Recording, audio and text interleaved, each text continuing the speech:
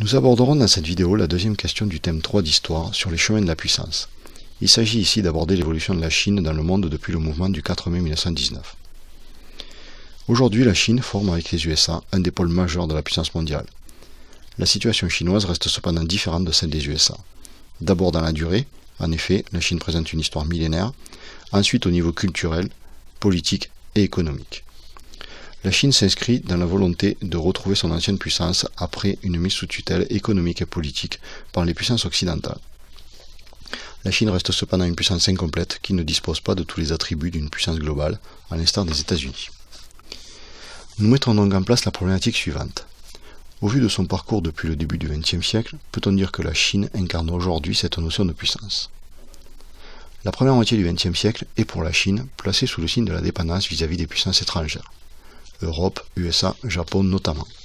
Ce qui va entraîner le réveil d'un sentiment national à travers le mouvement du 4 mai 1919 qui porte au pouvoir le parti Kuomintang, que nous évoquerons dans une étude de cas.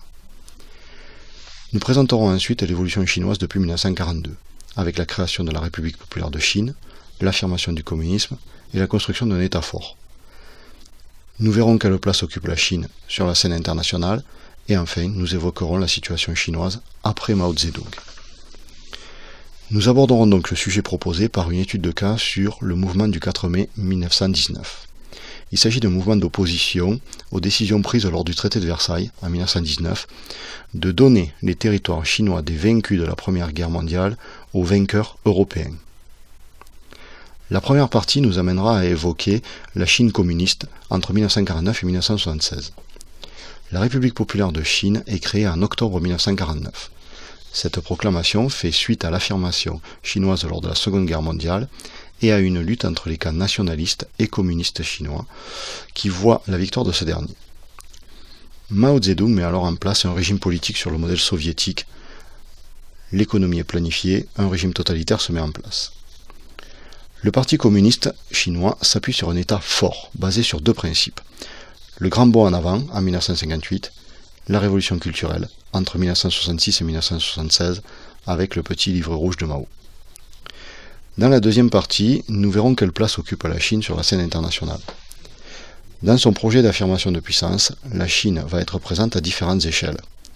D'abord à l'échelle asiatique, de par son opposition à Taïwan, mais aussi par la soumission du Tibet en 1951, ou les appuis qu'elle apporte à la Corée du Nord ou au Vietnam d'Ho Chi Minh. Ensuite, sa présence aux côtés des pays du tiers-monde, lors de la conférence de Bandung en 1955. Et enfin, à l'échelle mondiale, dans le cadre de ses relations avec l'Occident, notamment les USA. Pour finir, nous évoquerons la Chine après Mao Zedong. Après la mort de Mao en 1976, la Chine se lance dans une politique de développement économique, les 4 modernisations. Progressivement, la Chine s'oriente vers un socialisme de marché et s'ouvre au monde. Avec cette progression, la Chine présente une influence grandissante à l'échelle mondiale. Diaspora chinoise, forte capacité d'investissement, influence auprès des pays du Sud. Elle correspond aujourd'hui à un nouveau centre en Asie. Elle devra cependant faire face à de nouveaux défis, comme le développement d'une puissance militaire ou la libéralisation en politique. La Chine reste également en retrait sur la scène politique internationale, ne voulant pas intervenir dans les grandes crises. Des défis environnementaux et démographiques importants se présentent à elle dans les décennies à venir. Pour conclure, donc, nous pourrons dire que la Chine s'est construite sur le long terme, mettant d'abord en place l'affirmation d'une puissance politique, puis d'une puissance économique.